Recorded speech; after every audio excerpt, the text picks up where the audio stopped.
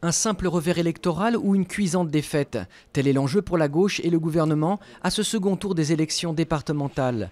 La gauche pourrait perdre entre 20 et 40 départements au profit de la droite, tandis que le Front National espère en gagner un ou deux. Mais quel que soit le résultat, l'entourage du président a laissé entendre qu'il n'engagerait pas de remaniement du gouvernement dans l'immédiat.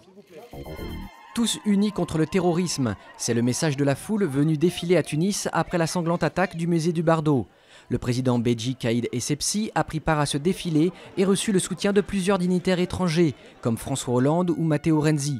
Peu avant cette marche, le gouvernement tunisien avait annoncé avoir tué samedi le chef du groupe islamiste soupçonné d'avoir dirigé l'attaque du 18 mars.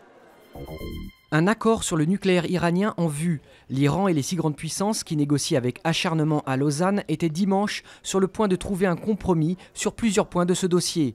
L'Iran aurait notamment accepté de réduire le nombre de centrifugeuses destinées à enrichir son uranium, ce qui l'empêcherait de fabriquer une bombe nucléaire.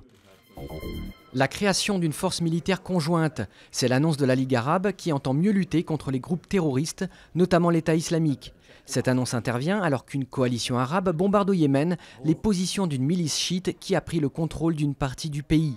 C'est cette menace qui a accéléré la création d'une force conjointe prévue dans les prochains mois.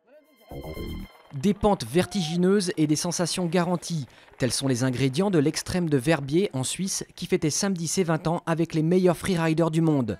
Cette dernière étape du championnat du monde de freeride a été remportée par le Français Aurélien Ducrot dans la catégorie ski, tandis que Jonathan Charlet a été sacré champion du monde en snowboard.